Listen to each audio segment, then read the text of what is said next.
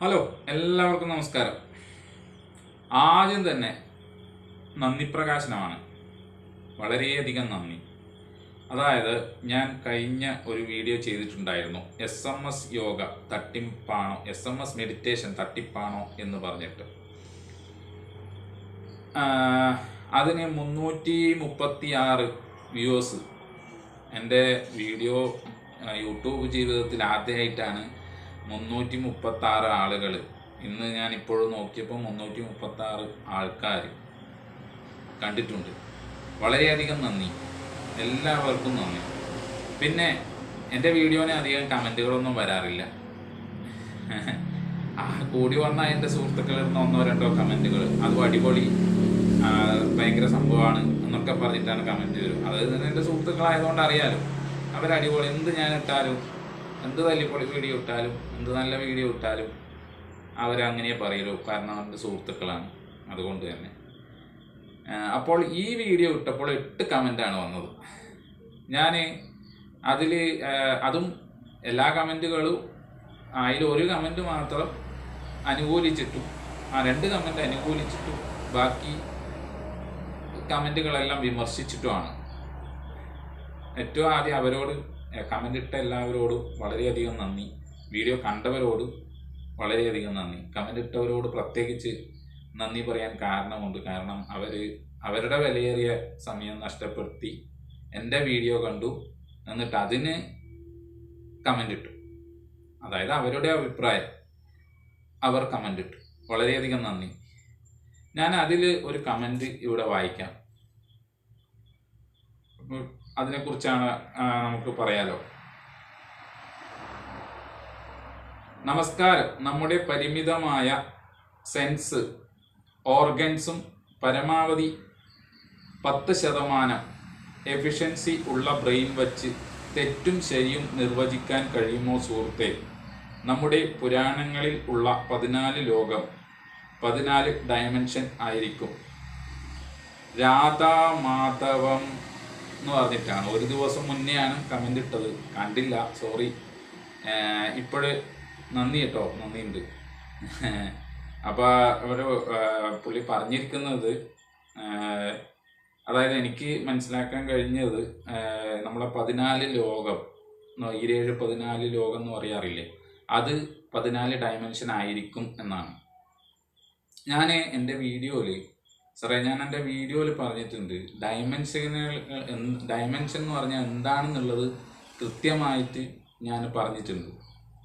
അപ്പോൾ ഈ ഡയമെൻഷൻ 14 ലോകം എന്ന് പറയുമ്പോൾ 14 ദിശകൾ എന്ന അർത്ഥത്തിലേ മലയാളത്തിൽ എടുക്കാൻ പറ്റൂ. അതായത് ലോകം എന്ന് പറയുന്നത് 14 സ്ഥലങ്ങളിലായി, 14 സ്ഥലങ്ങളിലായി നിൽക്കുന്നതെന്ന് മാത്രമേ പറയാൻ പറ്റൂ. അല്ലാതെ അത് ഡയമെൻഷൻ ഒരിക്കലും അതിന് പറയാൻ പറ്റൂല. ഡയമെൻഷൻ എന്ന് പറയുമ്പോൾ അതിൻ്റെ നിർവചനം ഞാൻ പറഞ്ഞിട്ടുണ്ട്. നീളം, വീതി, ഇങ്ങനെ വരും ഡയമെൻഷൻ. അപ്പോൾ അതിൽ നമുക്ക് കാണാൻ പറ്റുന്ന സംഭവം, അനുഭവിക്കാൻ പറ്റുന്ന സംഭവം കൂടി വരുമ്പോഴാണ് ഒരു ഡയമെൻഷൻ എങ്ങനെയൊക്കെ മാറ്റാന്നുള്ളത് വരുമല്ലോ. അത് സാറ് ഒന്ന് നോക്കിയാലേ സാറിന് മനസ്സിലാവും. അപ്പോൾ 14 ലോകം എന്ന് പറയുമ്പോൾ, ഇപ്പം 14 ലോകം എന്ന് പറയുമ്പോൾ അത് ഡയമെൻഷനായി വരുന്ന എനിക്ക് തോന്നുന്നില്ല. അപ്പോൾ നമ്മൾ രാജ്യങ്ങളൊക്കെ വെച്ചിട്ട് വേണമെങ്കിൽ നമുക്ക് ഡയമെൻഷൻ ഉണ്ടാക്കിക്കൂടെ? അപ്പോൾ അത് എനിക്ക് തോന്നുന്നില്ല അത് അങ്ങനെ ഉണ്ടാവും എന്നുള്ളത്. എനിക്ക് തോന്നുന്നു അതല്ലായിരിക്കും എന്നുള്ളത്. ഓക്കെ. പിന്നെ അടുത്ത കമൻറ്റ്, നന്നായിട്ട് നല്ല രീതിയിൽ വിമർശിച്ച 2 കമൻറ്റുകൾ ഞാൻ എടുത്തുന്നേ ഉള്ളൂ. എല്ലാവരും കമൻറ്റ് അയച്ച എല്ലാവർക്കും നന്ദി. വിമർശിക്കാൻ വളരെ എളുപ്പമാണ്. എല്ലാം മനസ്സിൻ്റെ വ്യാപാരം ആണെങ്കിൽ അതിൽ എത്രത്തോളം ആളുകൾ വ്യാപരിക്കുന്നുവോ അത്രത്തോളം അവർക്ക് അത് പ്രകടമാകും. അത് മനസ്സിലാക്കാൻ താങ്കളുടെ ഈ വീഡിയോയുടെ ആവശ്യമില്ല. SMS മെഡിറ്റേഷൻ ശരിയെന്നു സ്ഥാപിക്കാൻ, അല്ലെന്നു സ്ഥാപിക്കാൻ താങ്കൾക്ക് കഴിയില്ല. ഇൻഡ്യൂഷൻ ഉള്ള ആർക്കും ഇതൊക്കെ സാധിക്കും. ജാഗ്രത, സുഷുപ്തി അവസ്ഥ ഒക്കെ താങ്കളെ പോലെ ഒരു സാധാരണക്കാരന് അപ്രാപ്യമാണ്. അനിതാബ് സി 8098 അവരാണ് ഈ കമൻറ്റ് ഇട്ടിട്ടുള്ളത്. അപ്പോൾ ഇവർ പറയുന്നത് എന്ന് വെച്ച് കഴിഞ്ഞാൽ, അതായത് സാധാരണക്കാരനായ ഒരാളായ എനിക്ക് ഇത് സ്ഥാപിച്ച് എടുക്കാൻ കഴിയില്ല, ഇത് തെറ്റാണെന്ന് സ്ഥാപിച്ചെടുക്കാൻ കഴിയില്ല എന്നാണ് പറഞ്ഞു വന്നിട്ടുള്ളത്. അതിന് കുറേ കാരണങ്ങളൊക്കെ അവർ പറഞ്ഞിട്ടുണ്ട്. ഓക്കെ, അതൊക്കെ ഞാൻ അംഗീകരിക്കുന്നു സാറേ. ശരിയായിരിക്കാം, ചിലപ്പോൾ എന്നെ പോലത്തെ ആളുകൾക്കൊന്നും ഇതൊന്നും കയറിയിട്ടൊന്നും ഉണ്ടാവില്ല, അതുകൊണ്ടല്ലായിരിക്കും പറഞ്ഞിട്ടുണ്ടാവുക. പക്ഷേങ്കിൽ ഞാനൊരു കാര്യം പറയാം സാറേ, ഞാൻ എൻ്റെതായ ഒരു ഇത് പറയുന്നതാണ്, ഒന്നും വിചാരിക്കരുത്, ദേഷ്യമൊന്നും തോന്നരുത്. ഞാൻ മുമ്പ് ഒരു ഹിന്ദിയിൽ ഒരു സിനിമ ഇറങ്ങിയിട്ടുണ്ടായിരുന്നു, സഞ്ജയ് ദത്തിൻ്റെ. സാർ കണ്ടിട്ടുണ്ടാവുമെന്ന് വിചാരിക്കുന്നു, സിനിമ കാണുന്ന ആളാണെങ്കിൽ കണ്ടിട്ടുണ്ടാവുമെന്ന് വിചാരിക്കുന്നു. ലഗേ രഹോ മുന്നാ ഭായി എന്ന് പറഞ്ഞിട്ട്. അപ്പോൾ അതിൽ ഒരു, അതായത് സഞ്ജയ് ദത്തിൻ്റെ കഥാപാത്രം ഗാന്ധിജി ഒപ്പരം ഉള്ളതായിട്ടും എല്ലാ സംഭവങ്ങളും, ഗാന്ധിജി പറയുന്ന എല്ലാ സംഭവങ്ങളും പറയുന്നതായിട്ടാണ് സിനിമയിലുള്ളത്. അത് കോടതിയിൽ വരെ എത്തും ലാസ്റ്റ്. അപ്പോൾ കോടതിയിലുള്ള വാദപ്രതിവാദത്തിൻ്റെ ഇടയിൽ, അതായത് ഈ സഞ്ജയ് ദത്തിന് അറിയാത്ത, അതായത് ഗാന്ധിജി ഒപ്പരം ഉണ്ട് എന്നുള്ളതാണ് സഞ്ജയ് ദത്തിൻ്റെ വാദം. ഞാൻ ഗാന്ധിജി പറയുന്നതാണ് നിങ്ങളോട് പറയുന്നത് എന്നുള്ളതാണ് സഞ്ജയ് ദത്തിൻ്റെ വാദം, സഞ്ജയ് ദത്തിൻ്റെ കഥാപാത്രത്തിൻ്റെ വാദം വരുന്നത്.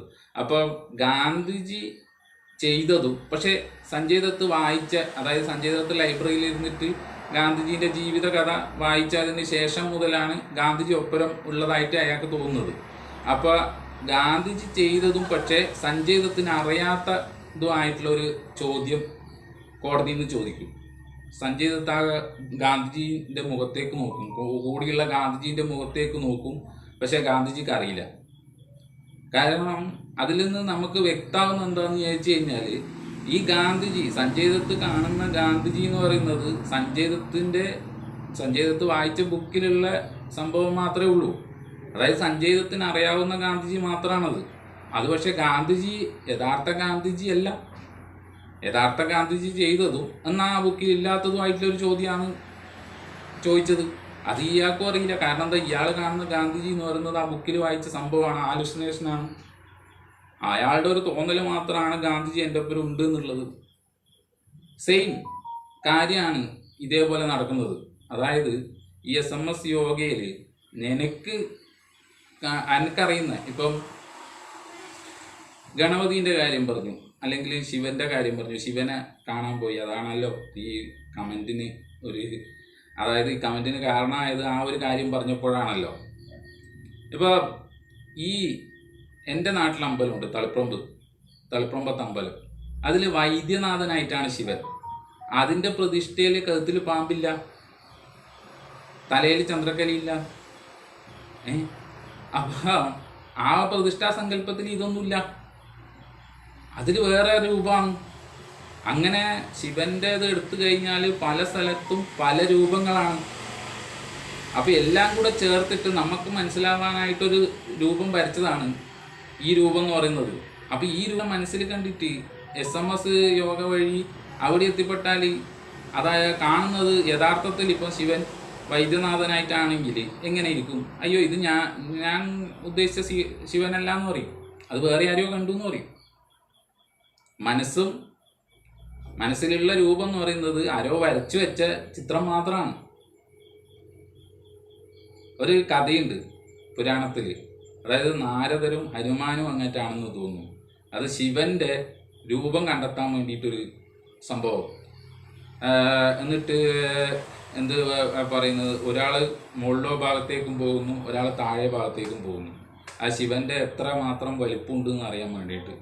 അങ്ങനെ എന്തായെന്ന് വിചാരിച്ചു കഴിഞ്ഞാൽ കളവ് അറിയും. ഇന്ന് പുഷ്പം ശിവൻ്റെ തലയിൽ ഉണ്ടായിനി എന്ന് പറഞ്ഞിട്ട് ഒരാൾ വന്ന്, നാരദരാണെന്ന് തോന്നുന്നു, ഹനുമാൻ ആരാന്നറിയില്ല, കഥ എനിക്ക് ശരിക്കും അറിയില്ല, കഥ നിങ്ങൾക്ക് അറിയുകയാണെങ്കിൽ ഓക്കെയാണ്.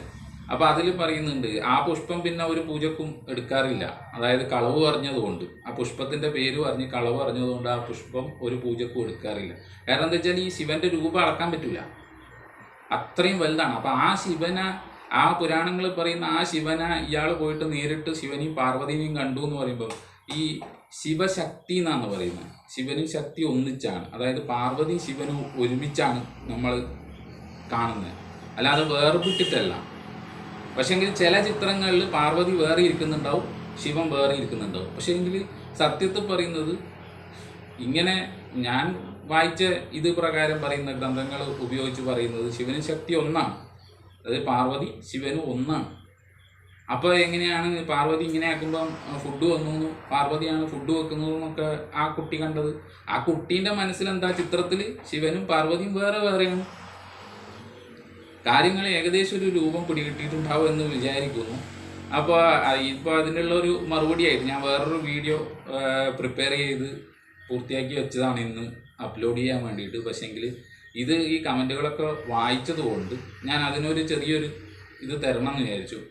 അതുകൊണ്ടാണ്. പിന്നെ വേറൊരു കാര്യം കൂടെ പറയാം.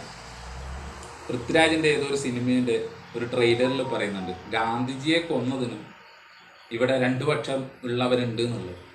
അതേപോലെ ഏത് കാര്യത്തിനും 2 പക്ഷം ഉണ്ടാവും സാറേ, അതെനിക്കും അറിയാം. അതുകൊണ്ട് ഞാൻ എനിക്കറിയുന്ന കാര്യങ്ങൾ പറഞ്ഞു എന്നേ ഉള്ളൂ, നിങ്ങൾക്കറിയുന്ന കാര്യങ്ങൾ എനിക്ക് പറഞ്ഞു തന്നേ ഉള്ളൂ.